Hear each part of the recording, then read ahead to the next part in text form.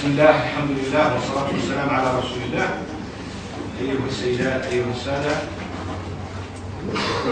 الأوانس والسيدات ثم السادة، السلام عليكم ورحمة الله وبركاته. اليوم بعد الاجتماع العادي لمجلس الوزراء، كان يفترض أن يكون الاجتماع العادي لمجلس الوزراء يوم الأربعاء الماضي، ولكن نظرا لغياب الحكومة في بنغازي اضطررنا أن نعقد الاجتماع العادي اليوم.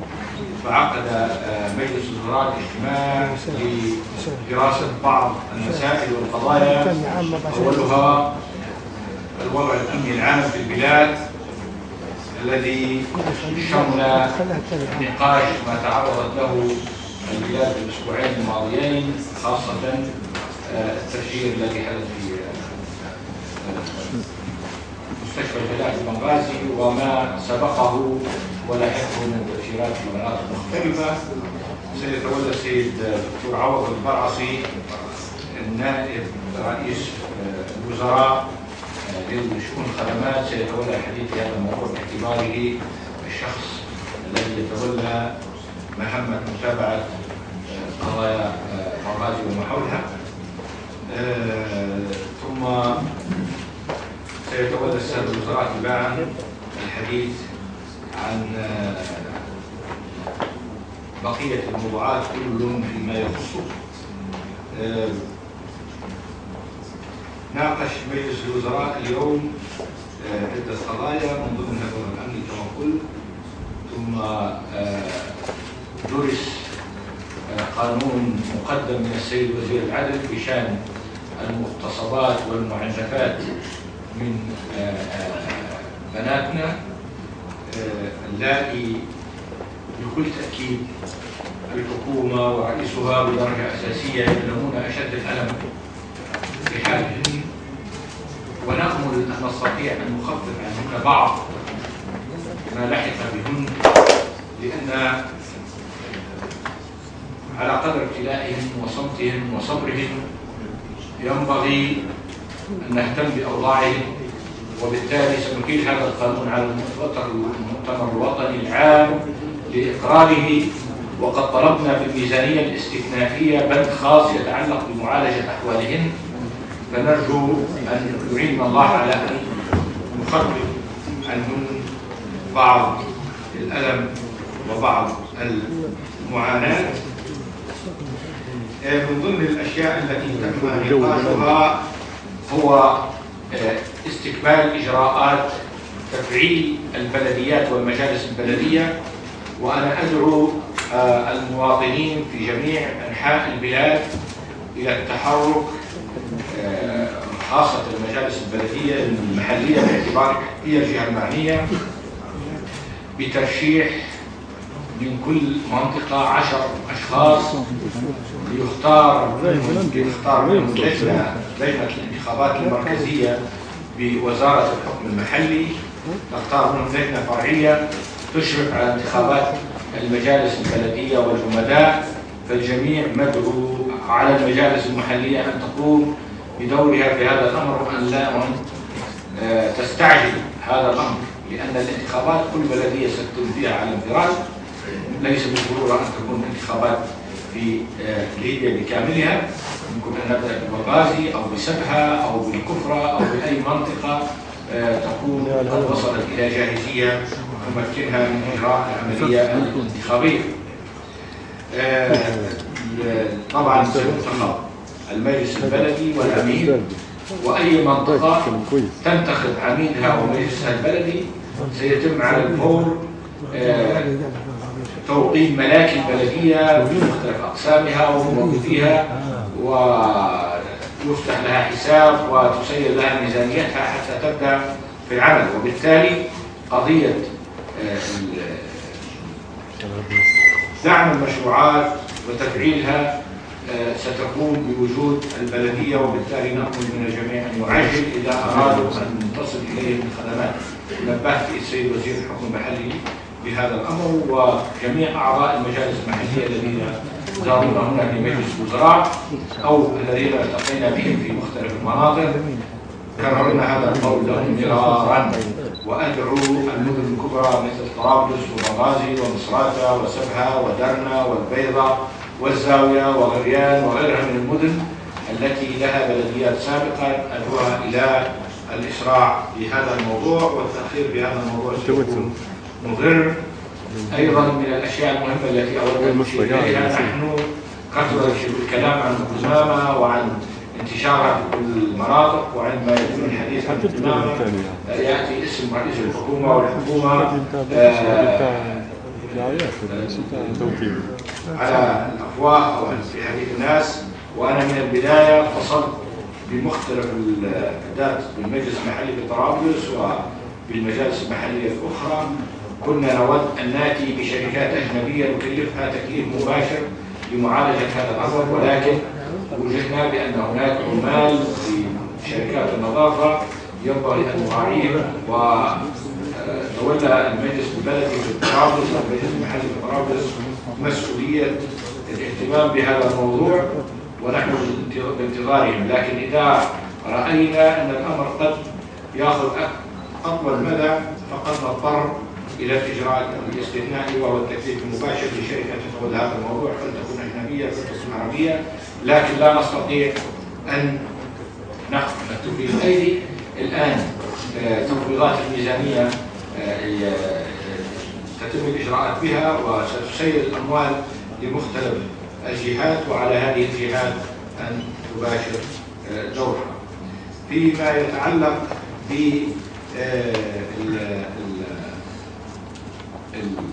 بالعلاقات الخارجية، قمت بزيارة لمصر في إطار تأسيس في اليومين الماضيين، ورجعت من مصر في طريقي على بنغازي لتفقد الوضعية بعد الحادثة، وتم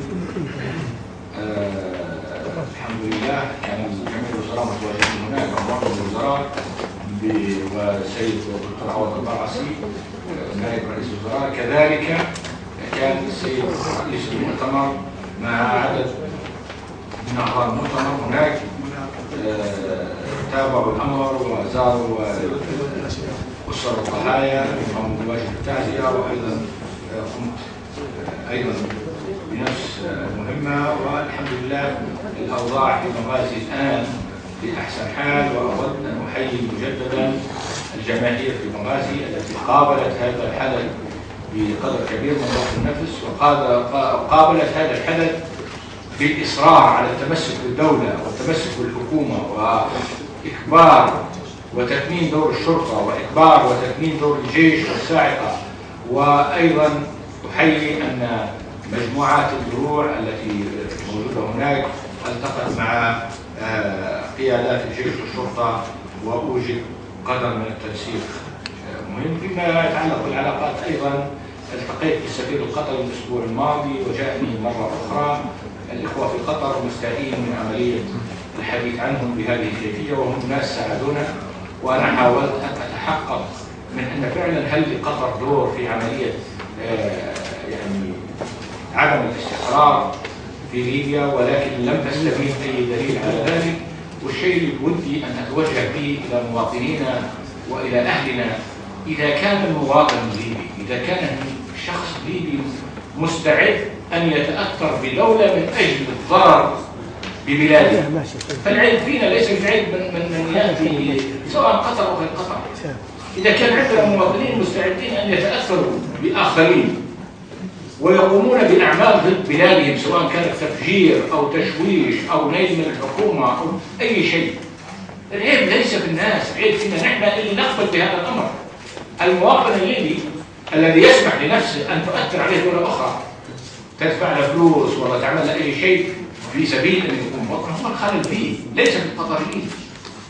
أنا أكدت لسمو الأمير وسمو ولي العهد ورئيس الوزراء أن نحن دائما ممتنين للدور اللي قاموا به، وأن نحن لن نقبل ولا نقبل بأي تدخل، رغم أن الإخوة القطريين لم نجد دليل نستطيع أن ندينهم به بعد جملة من التحقيقات، لكن نظل نقول للجميع سواء الجيران سواء الأباعد سواء إخوتنا العرب سواء الأجانب، إن سيادة الوطن وكرامة الوطن وسلامة الوطن أمر لا يمكن التفريط به ولا يمكن الاستهانة به ولن نسمح لأحد الاستهانة به، لكن الشيء الأكيد هو أن الإخوان أصبحت دولة شقيقة ودولة ساعدتنا في بداية الثورة، وينبغي أن نتثبت من قبل أن نتهم، وإذا توت أي شيء ثقوا وتأكدوا الحكومة قادرة على مواجهته بكل قوة ومستعدين بنفس اللغة الصارمة اللي نتحدث بها الآن ما نتحدث بها مع أي أحد في سبيل إحقاق الحق وإلجام أي جهة تتدخل بشأن الداخلي. لكن أجدد أن إخوتنا في قطر أناس ساعدونا وناس كانوا معنا عندما غاب عنا الجميع، كانوا حاضرين، وبالتالي ينبغي أن نذكر لهم ذلك مع حرصنا الأكيد والدائم على سيادة وطننا وكرامته. أنا لن أطيل كثيرا. حقيقة إحنا الإشكالية اللي تواجهنا الآن في أداء الحكومة هو أن ليبيا لن يبنيها إلا أبنائها. المواطن الليبي خاصة العامل في الوظيفة العامة ينبغي أن تكون همته أقوى، ينبغي أن تكون قدرته على الأداء وعلى العمل أكثر جدية وأكثر حماس وأكثر قوة. عندما نتحدث عن حب الوطن ونقول إننا يا ليبيا لن نخذلك، الخذلان هو أن الإنسان ينام في بيته ويأخذ مرتب من الدولة ولا يؤدي واجبه، هذا خذلان. ألا أقوم بواجبي هذا هو خذلان الوطن. الآن ليبيا محتاجة للعمل في الوظيفة العامة في الشركات، إما أن نتجمهر ونعتصم ونقفل الوزارات ونقفل الشركات النفط ونقفل أنابيب النفط من أجل المرتب، ونأخذ المرتب وننام في البيت ونجلس في البيت ولا نعمل، هذا هو الخذلان للوطن. وبالتالي عندما يقول الأحد للحكومة نحن نريد كذا وكذا، الحكومة أيضا تريد مواطن عامل، تريد مواطن جاد، تريد مواطن متابع، تريد مواطن يؤدي عمله ويؤدي عمله فقط. ساعات العمل نحن نطلب أكثر من ذلك. من يؤدي ساعات العمل ويؤديه بكفاءة ويؤديه بجدية ويؤديه بحرص قام بالواجب الوطني. وبعدين إذا كان قام بهذا الأمر سيخرج الحكومة إذا كانت الحكومة لم تقوم بواجبها. لكن الحكومة تحاول أن تقوم بكل واجباتها، والحكومة جندها في هذا العمل هم مواطنيها. إذا كان مواطنيها لم يقوموا بواجبهم فهذا أمر لا يستطيع يضع أي أحد في موضع يلوم به الحكومة في أدائها، لأن القائد بدون جنده لن يكون قائدا ولا يستطيع أن يكون معركة، والحكومة بدون مواطنيها بدون موظفيها بدون العاملين فيها إذا كانوا لا يريدون العمل ويميلون للتقاعس ولأخذ المرتبات والجلوس في البيوت وكل من يأتيه يقول لك نريد وظيفة مريحة، لن يبنى وطن بهذه الكيفية. أنا لن أطيل كثيرا، أترك المجال للدكتور عوض البرعسي يتحدث عن. يتفق الجميع على أن المشكلة الأمنية من أولويات الحكومة المؤقتة، ويعلم الجميع بالتالي أن الشباب هم الشريحة الأكثر في هذا الشعب الليبي، وبالتالي علينا أن نستثمر هذه الشريحة في المساهمة الفاعلة في حل هذه المشكلة، ويكون لنا دور كبير جدا. خلال المدة الأخيرة اشتغلنا في خطوط متوازية وأنجزنا ولله الحمد أمور عدة داخل الوطن وخارج الوطن، وبدأنا مؤسسة وزارة الشباب والرياضة والتي لم تكن لدينا، أسست في الحكومة الانتقالية وفعلت الآن أكثر في الهيكل التنظيمي لها وفعلت إداراتها في الحكومة المؤقتة. بخلاصة دعمنا الاتحادات بالكامل، الاتحادات الليبية، ولم يغيب المال عن هذه الاتحادات، ولم تغيب منتخباتنا عن أي محفل دولي أو إقليمي أو قاري. الآن جميع المنتخبات تتربص خارج الوطن، تم إعداد ميزانية كبيرة جدا ل 20 اتحاد أولمبي للمشاركة في ألعاب البحر المتوسط بتركيا. كذلك شاركنا في جميع الدوريات. الآن عندنا منتخبات في دبي، منتخبات في إيطاليا، منتخبات في الأردن، منتخبات في إفريقيا. فبعون الله تعالى عدنا، وليست العودة للمشاركة ولكن بعون الله للمنافسة. أقيمت خلال المدة الماضية بطولات عدة. بطولة الربيع العربي اشترك فيها تقريبا 16 فريق، لها أهداف عدة وشارك فيها دول شقيقة. كذلك استضفنا ولله الحمد بطولة الأندية الأفريقية لكرة الطائرة بمشاركة 17 فريق من أفريقيا، وكانت بطولة ناجحة جدا. هذه أمور يعني تم التجهيز لها وتم العمل لها في ليل نهار من خلال شباب يعني أخذوا على عاتقهم الوطن وعودة ليبيا من خلال الرياضة بقوة.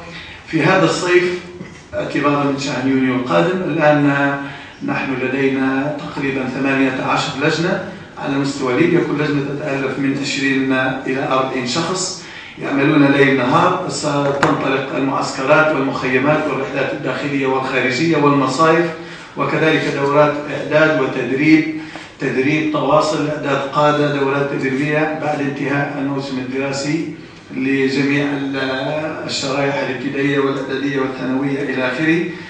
فهذه بخلاصة. أما موضوع المشاريع ولله الحمد تم إقرار الميزانية وفعلت جميع المشاريع، ونحن الآن نتواصل مع كل الشركات، وخلال الفترة القريبة القادمة ربما في شهر وشهران ستجدون جل الملاعب يعني بعون الله فيها الشركات الليبية والشركات العالمية تشتغل. وفي جانب آخر بما يتعلق ببطولة الأمم الأفريقية نسأل الله أن يوفقنا، وهذه يعني الشيء يجب أن يأخذه الليبيين كلهم على عاتقهم. هذا ليس الأمر بيد الحكومة ولا يد وزارة الشباب والرياضة، ولكن نحن ذاهبون به بخطوات. وبخلاصة هذا ما شكرا. عملت الوزارة منذ يعني الحكومة المؤقتة تركيزها على عودة الشركات وعودة سير المشروعات الإسكانية بالدرجة الكبرى، وكذلك أعمال البنية التحتية. كان توجهها ابتداء أن تعيد معظم الشركات الوطنية، وكلها حقيقة استجابت ووقعت محاضر الاجتماع استئناف العمل، وكان التزام الدولة لها أن تدفع لها 50% من مستحقاتها، وحصل في تأخير. كان هذا سبب في أن تأخرت بعض الشركات في استئناف أعمالها، وهذا التأخير لحق يعني بداية هذه السنة بسبب يعني الآن نحن في صدد تسيير الميزانيات، وسندفع إن شاء الله هذه المبالغ حتى تبدأ الشركات في استئناف عملها. ولكن رغم ذلك حقيقة في يقارب عن 90 مشروع بدأ العمل فيه، وجملة الوحدات الإسكانية فيها حوالي يعني 18,000 تقريبا وحدة سكنية. فنحيي كثير من هذه الشركات، وأذكر يعني شركات حقيقة بدأت العمل واستمرت فيه، مثل شركة السرايا اللي حوالي 2000 وحدة سكنية رغم تأخر السداد اللي لاحق فيها هي، وشركة رواوس وشركة التنمية الوطنية. كل من هذه الشركات حقيقة لها يعني جملة من الوحدات السكنية واستمرت في التنفيذ رغم يعني تأخرنا في السداد لتأخر الميزانية وتسييرها. هذا بالإضافة إلى التفاوض مع الشركات الأجنبية، واستطعنا بعد الكثير من التفاوض بخصوص تسوية أضرار الحرب، ويعني المطالبات بأضرار الحرب. وصلنا أخيرا باتفاق مع الشركات الصينية، ووقعنا معهم محضر اتفاق يعني على أن يعني لعودتهم. وكان أول بكورة يعني هذه العودة كانت الشركة الوطنية الصينية في مشروع 20,000 وحدة سكنية في بنغازي، ووقعوا معنا محضر استئناف العمل، وهذه نعتبرها يعني بكورة لعودة الشركات الأجنبية. كذلك في تواصل مستمر من خلال الشركات التركية لعودة العمل في تسوية بعض بنود محاضر استئناف العمل، ونحن بصدد تسوية هذه البنود وتوحيدها على كل المشروعات حتى يكون التعامل بتساوي مع الجميع. كذلك في خط متوازي نعمل الآن مع مصلحة التخطيط العمراني ومع المصارف التجارية الليبية بوضع برنامج لفتح المخططات وفتح المجال للمطورين العقاريين للعمل، فسيكون إن شاء الله في خط موازي وسيعلن عنه يعني نأمل في فترة وجيزة، يعني تكون قبل يعني إن شاء الله شهر ونصف من الآن يكون التصور اكتمل وننطلق فيه. لما نقول أنا يعني الأمر يأخذ وقت، لأن تعتبر بداية جديدة لليبيا في عمل المطورين العقاريين، لأن ابتعدنا عن هذا النوع من الأعمال اللي هو اقتحام القطاع الخاص في مجال الإعمار، منذ فترة طويلة، فعودتهم في ظل عدم وجود لوائح وتشريعات تساعد في هذا الأمر يقتضي بعض الوقت. وكان لنا ندوة بهذا الصدد من حوالي يعني 3 أسابيع أو أكثر، ونتج عنها يعني عدة مقترحات نحن بصدد إن شاء الله تنفيذها قريبا، فسنساعد إن شاء الله يعني تساعد في حل مشكلة أزمة الإسكان. كذلك فيما يخص مناطق التدهور العمراني، الوزارة كان لها رؤية وخطة في هذا العمل بما يشمل يعني مباني الآلة للسقوط، وكما تعلمون الحادثة الأليمة اللي حصلت في منطقة الخير، وكثير من المناطق المدن الليبية الكبرى لها يعني مشاكل في المباني المصنفة على أنها آلة للسقوط. في مباني عرفت بأنها يعني صنفت بهذا التصنيف أنها آلة للسقوط من الثمانينات، ولا زالت موجودة ولا زالت تباع وتشترى ويسكنها كثير من الناس. ففي ظل كذلك غياب هذه الإحصائيات الواضحة والتصنيف الدقيق، بدأنا في تكوين لجنة يعني تستعجل بهذا الأمر حتى تنطلق بالحصر. هذه اللجنة حتكون مبدئيا مركزية، ولكن حيكون توجهها ويعني تنفيذ خطة العمل حيكون من خلال قطاعات الإسكان والمرافق في كل مدينة. فالهدف الأساسي فيها هو الحصر الشامل الفني وحصر الملكية وكذلك الحصر الاجتماعي، والهدف الأساسي فيه هو أن يعني نسعى إلى حماية السكان من أي يعني خطر آني وعاجل. فحيكون في فريق فني بمجرد أنه يقول أن المبنى آلة للسقوط يعني يصنف أنه بالفعل هذا المبنى يشكل خطر على السكان، فيكون لهم آلية مباشرة وواضحة يمنحوا فيها السكان في هذا الوقت الآن العاجل، يمنحوا فيه معونة أو بدل عن الأجار حتى حل هذه المشكلة، إما بترميم لهذا المبنى أو أن يكون المبنى بالفعل يعني لا نملك إلا أن يعني نسقطه ونزيله ونجد بديل لهؤلاء السكان. ففي ظل هذه ظروف الانتظار سيكون لهم يعني من الدولة دعم في عملية الأجار. في نقطة أخيرة أذكر أن نحن عندنا مشروع 6500 سكنية من البناء العاجل والمؤقت في حوالي 12 مجلس محلي. حتى الآن بادرنا ومنحنا الأراضي المخصصة لهذه المشروعات، ولا زال يعني أكثر من 12 منطقة لم توفينا بهذه المعلومات، فنأمل من المجالس المحلية أن تسعى في منحنا هذه الأراضي حتى نستطيع أن نتعاقد على هذه المشروعات. فهذا ما عندي. هناك أخبار طيبة مفرحة وهناك بعض الأخبار قد تكون سيئة. الأخبار المفرحة رغم الدعم اللامحدود من السيد رئيس الوزراء ومن الحكومة بشكل عام لتوفير الطاقة الكهربائية هذا الصيف، إلا أن الإجراءات البيروقراطية عطلت خطط الوزارة لتوفير الطاقة هذا الصيف. ولكن الحمد لله الأسبوع الماضي صدر أول تفويض لشركة APR الأمريكية بتزويدنا 250 ميجا وات، واليوم طلبت من مجلس الوزراء زيادة 200 أخرى، والحمد لله كانت الموافقة بالإجماع، فسيكون الطاقة الإجمالية حوالي 450 ميجا وات. أيضا المفرح فيها أن إحدى هذه المحطات ستكون في الجنوب الليبي لما يعانيه من نقص في الجهد ونقص في الطاقة الكهربائية. وأحب أن أطمئن شعبنا في الجنوب أن إن شاء الله الانقطاعات أو طرح الأحمال سيكون محدود جدا في الجنوب، ولن تكون هناك أي يعني مشاكل كبيرة في الطاقة. هناك أحيانا طرح أحمال بسيط حوالي 30 إلى 50 ميجا وات نتيجة لضعف الجهد الكهربائي، وهذا نتيجة لعدم وجود محطة في الجنوب. إن شاء الله بعد أن يستكمل بناء محطة روباري سنقضي على هذه المشكلة وستكون الطاقة متوفرة في الجنوب بالكامل.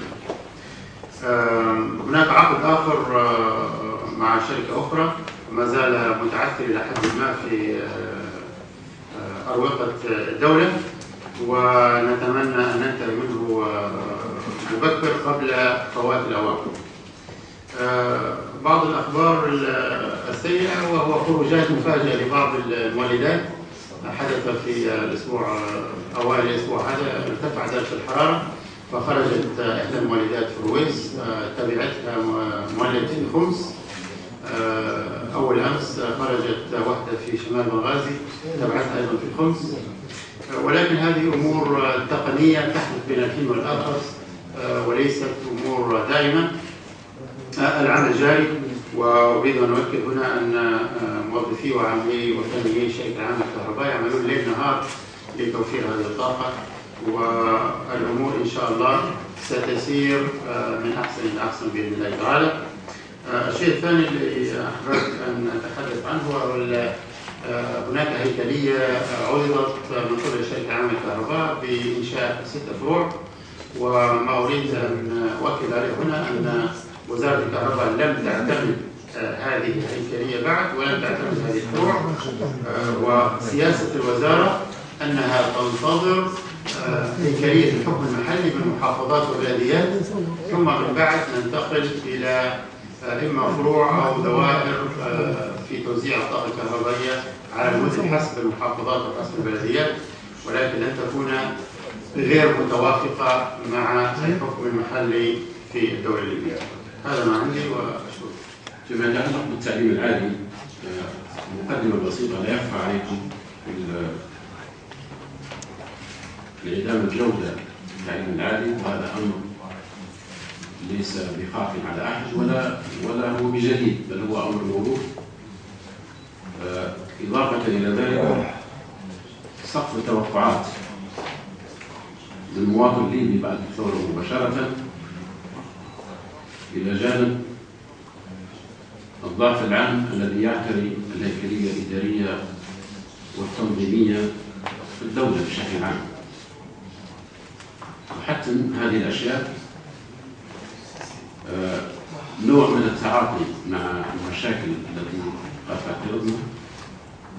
هذا التعاطي يتم على مستويين، ما يمكن أن نسميه بتعاطي سريع الأجل، وتعاطي أيضا على المدى المتوسط، لأن عمر هذه الحكومة وتفويض المعطى لها لا يمكنها من العمل على وضع استراتيجيات، باعتبار أن المدة كلها هي كما تعلمون 1.5 سنة. من هذا المنطلق ارتكزت سياسة الوزارة في التعاطي مع المشاكل على كما ذكرت المستوى السريع والعاجل والمستوى أو المتوسط. فيما يتعلق بالمستوى العاجل يبدو هذا الأمر واضحا في سياسة البعثات على سبيل المثال، وهو استصدار قرارات في الفترة القريبة الماضية الفاز لأوائل الطلاب في الجامعات والمعاهد الفنية والمراكز والكليات التقنية، وإفادة أيضا لأعضاء التدريس ممن يحملون شهادة الماجستير. الرقم وصل حتى الآن إلى 10,500 مبعوث. فيما يتعلق بالمستوى المتوسط فيما يتعلق بالبعثات، الوزارة تعمل الآن على استحداث منظومة لتنظيم البعثات بشكل يجعل البعثات قضية منظمة بالكامل، إضافة إلى تحديد احتياجات المجتمع. يتبع هذه المنظومة أيضا وضع خطة يبنى عليها مستقبلا، كما ذكرت ليست استراتيجية ولكن يبنى عليها مستقبلا لمن يأتي بعدنا، أن يبني عليها فيما يتعلق باستراتيجيات التعليم والبعثات بشكل عام، ترتكز أساسا على احتياجات الدولة بشكل عام. هناك أيضا ما يتعلق بالجامعات. على المستوى العاجل اتخذت مجموعة أو جملة من القرارات بدعوى تفكيك المركزية، بحيث فوض رؤساء الجامعات والهيئات التابعة للوزارة بكل ما يختص أو باختصاصات الوزير من الأشياء من ضمنها على سبيل المثال إصدار قرارات المؤتمرات العلمية، مهام رسمية، انتقال أعضاء المجلس المجامع إلى أخرى، كل هذه الأشياء كانت تتبع للوزير مباشرة. قمنا في الوزارة بتفويض هذه الاختصاصات إلى رؤساء الجامعات كبداية. في هذا السياق أيضا استحدث في مدينة مغازي مكتب لوزارة التعليم العالي، وسيتم استحداث مكتب آخر في مدينة سابا لتقديم الخدمات التي يحتاجها المواطن وتتعلق بأداء وزارة التعليم العالي، خاصة فيما يتعلق بالتعليم الخاص وخلافه. هذا على المستوى الآجل أو السريع العاجل. أما فيما يتعلق بالمدى المتوسط، تقوم الوزارة الآن بشكل لجان للتعاون مع منظمات دولية معترف لها وعندها الخبرة الكافية لإعادة النظر في قانون الجامعات برمته بما يتماشى مع بداية المجتمع اللي احنا عايشين فيه، إضافة إلى يتماشى مع القرن 21 اللي احنا الآن موجودين نعيش فيه أيضا. هذه اللجنة عاكفة الآن على دراسة قانون الجامعات، ونتوقع إن شاء الله مع شهر أكتوبر إن شاء الله ستكون النسخة الأولية لهذا القانون جاهزة، سيتم عرضها على الجامعات وعلى أعضاء البوليس والمؤسسات التعليم العالي لتعطي رأيها فيه. شكرا دكتور محمد، بارك الله فيك. والآن السادة. بسم الله الرحمن الرحيم وبه نستعين. تم الترحيب بكم، إذا لا داعي لنكررها وإن كان مرحبا بكم مرة أخرى. تعرفون وزارة التعليم وحجم وزارة التعليم وقضايا وزارة التعليم، ولست بحاجة حقيقة لأن أخوض في كثير من التفاصيل التي سبق وأن نوهت عنها في أماكن عدة. أريد أن أتناول القضية المهمة التي دائما يسأل عنها الناس، وهي مرتبات معلمي الحقوق في الدرجة الأولى، ثم أعرج على صيانة المدارس، وثم أمر على موضوع المشاريع الجديدة والمنهج الدراسي. فيما يتعلق بمرتبات معلمي العقود، تعرفون أن في فترة أحداث 17 حدث ما يسمى بالعجز، والسيد وزير التعليم في ذلك الوقت أعطى مسؤولية تعليم في المناطق صعيد أن يتعاقدوا ربما بالتجاوز لسد هذا العجز، الذي حدث أن الأعداد تضخمت بشكل كبير جدا إلى أن وصلت إلى رقم كبير حقا، وصل إلى 43,200 عقد. طبعا هذا كان خارج الميزانية، وأصبح التعامل مع هذا الرقم من ناحية الأعداد، وأيضا التعامل مع الرقم الذي يمثل مرتباتهم أيضا في نوع من الصعوبة. في جميع الأحوال نحن طرحنا الموضوع على رئيس مجلس الوزراء، وتناقشنا مع الإخوة في المدينة، وتم تخصيص مبلغ يزيد عن 300 مليون لسد أو لتسديد مرتبات الإخوة الذين تم التعاقد معهم بغض النظر عن تخصصاتهم. أنتم تعرفون أن في تجاوز فكري يعني في هذه العملية، وتم التعاقد مع أشخاص ارتبوا به، وكان هناك إفراط حتى في عملية التعاقد. مع ذلك نحن لسنا الآن في ورد أن يعني نحدد من هو التربوي ومن هو غير التربوي، ما دام وزارة التربية والتعليم قد التزمت بنصوص العقود بتسديد مرتباتهم، إذا لابد لهذه الوزارة تسدد مرتباتهم، وسيتم تسديد هذه المرتبات بالمبالغ التي خصت أخيرا إلى نهاية سنة 2013. هذا طبعا حليل ثابت، وانقلوا عن مرتباتهم سيتم صرفها بأسرع وقت ممكن إلى نهاية سنة 2013. اسمحوا لي حقيقة أن أعرض آخر خارج هذا السياق حسب ما ورد في وسائل الإعلام، من أنني قد شكلت لجنة لإيقاف المدارس الأمازيغية، وللأسف الشديد وسائل الإعلام يبدو أنها تجاوزت في هذا الموضوع بدون أن تعتمد على أي مصدر. أنا من هذا المكان أعلن فيه أنني شكلت لجنة لإقفال المدارس الأمازيغية، لم أشكل لجنة ولم أتخذ قرار بإيقاف المدارس الأمريكية. دكتور، نحن نريد أن نتحدث عن ما هو مطروح من مشروعات الوزارة في البنية. هذا هو المطلوب. نعم، ولكن هذه نقطة لابد أن تكون. الله يبارك فيك، هذه ليس متفق عليها أن تطرح الآن. تفضل. فيما يتعلق بصيانة المدارس، هناك 1224 مدرسة كانت مقررة صيانتها، ولكن حسب ما هو متوفر من الموارد المائية سيتم جدولة حوالي 500 مدرسة صيانة يمكن نسميها صيانة شاملة. مع ذلك هناك صيانات يعني يمكن نسميها صيانة سطحية. هذه الصيانة السطحية تتم عادة في أوقات قصيرة. سيتم أيضا إدخال هذه الصيانة أو إجراء هذه الصيانة في فترة عطلة نصف السنة، لا عفوا عطلة الصيف. ولكن الصيانة الشاملة قد تتطلب أكثر من الشهرين المقررات في عطلة الصيف.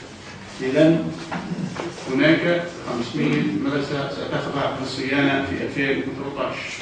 طبعا كما تعلمون هناك مدارس ضمن التدبير الشامل بالكامل. هذه المدارس سيتم إعادة بنائها وعدد 10 مدارس من سنة مدارس تدبير ومدرستين بالسنة ومدرسة تدبير الرأي. الآن مجلس الوزراء كلفنا بالتعاقد المباشر مع الشركات التي تستطيع أن تنجز هذه المدارس بأسرع وقت ممكن. فيما يتعلق بالمشاريع الجديدة، بدون شك نحن لدينا طموحات كبيرة، ولكن دائما هناك أسباب قد لا تحقق لنا كل طموحاتنا.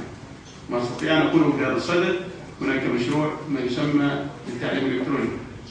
ونحاول أن ننخرط بالتعليم الإلكتروني على الأقل في المرحلة الأولى مع بداية السنة القادمة. بمعنى آخر توفير الكتب في سياق إلكتروني، وأيضا طبعا مرحليا سياق مبسط أو سهل، ولكن المرحلة القادمة ستكون على شكل تفاعلي. طبعا إذا تمكنتنا الموارد البنية نحاول على الأقل في واحدة من المراحل توفير الحاسوب اللوحي أو الحاسوب المحمول لمرحلة من المراحل. ما زلنا لم نفعها بعد، قد تكون مرحلة ثانوية ربما. فيما يتعلق بالمناهج أو المنهج الدراسي لسنة 2013-2014، حقيقة أدعو أن أقول لكم أن العادة الجديدة التي تعرفونها أن المنهج تتغير باستمرار. الوقت قد لا يسمح بتغيير المناهج، ولكن تم تحويل المنهج قليلا بحيث نخرج من السياق السابق وهو التنويات التخصصية إلى تنوية ما يسمى بالتنوية العامة.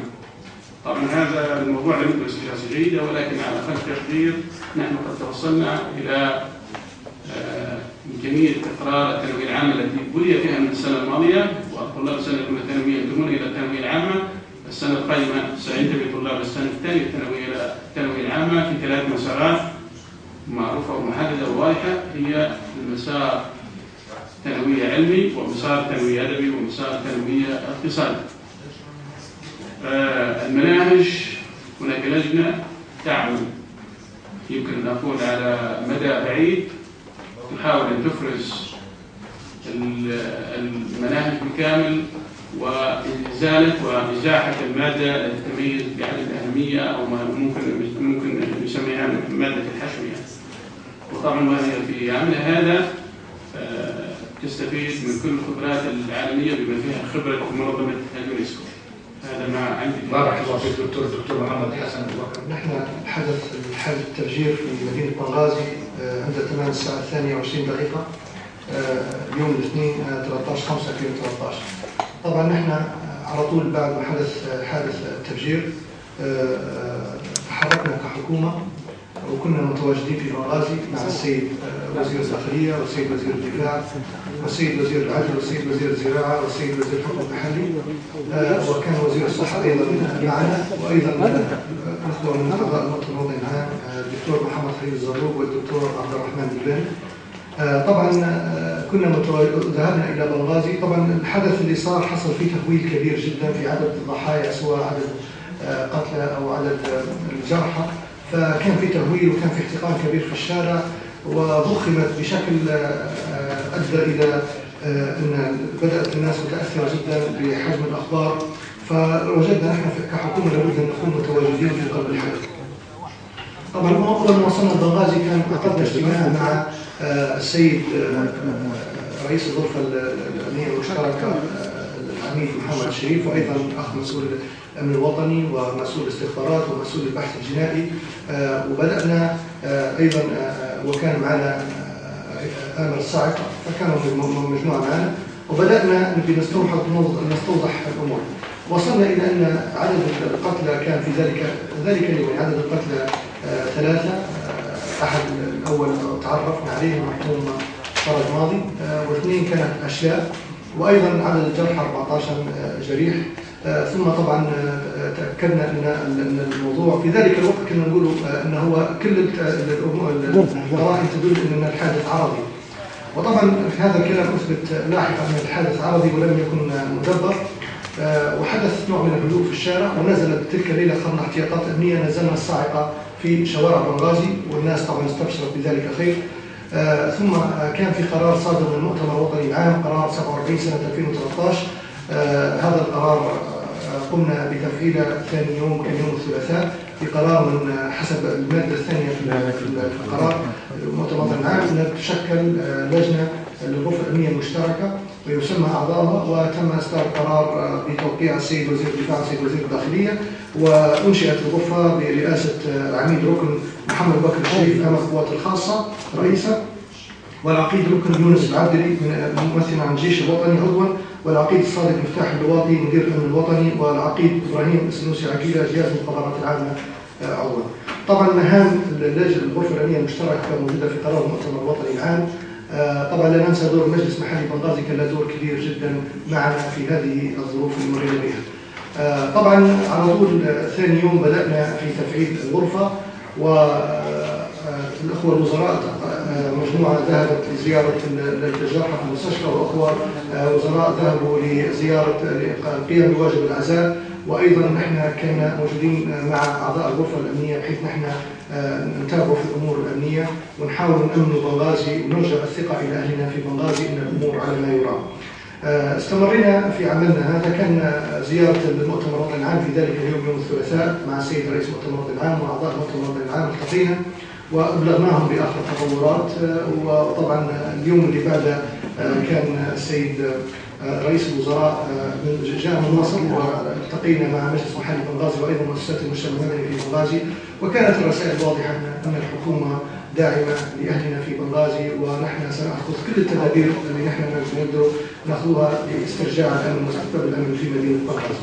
طبعا الفترة في بنغازي تلك الفترة نزل الصاعقة والجيش الوطني، وقاموا أيضا الداخلية كانت متواجدة وقاموا بتأمين بنغازي، والحمد لله لم تحدث حوادث إلا نادرة. والأيام اللي بعدها بدأت الأمور تستقر. أمس كان عندنا آخر اجتماع مع الغرفة الأمنية المشتركة، كنت مع السيد رئيس الأركان والسيد وزير الدفاع والسيد وزير الداخلية، والتقينا مع الغرفة الأمنية المشتركة ونائب رئيس مجلس المحلي بنغازي، وبدأنا كحكومة دورنا أن نوفر الإمكانيات المادية واللوجستية لهذه الغرفة.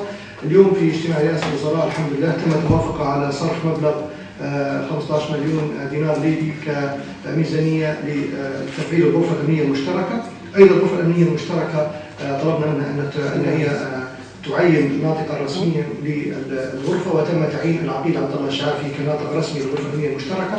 أيضا سيتم على قنوات التلفاز وعبر قنوات الراديو الإعلان عن أرقام تليفون أو أرقام هواتف خاصة بالغرفة الأمنية المشتركة. كنت قبل المؤتمر على اتصال بالسيد رئيس الغرفة وطمأني أن كل الأمور بخير والحمد لله. طبعا الأمور الحمد لله استقرت والأمور على ما يرام. هذا ملخص ما تم في مدينة بنغازي، وإن شاء الله تستمر الغرفة. الآن الجيش مع الصاعقة مع الداخلية متواجدين هم اللي أمنوا في مدينة بنغازي.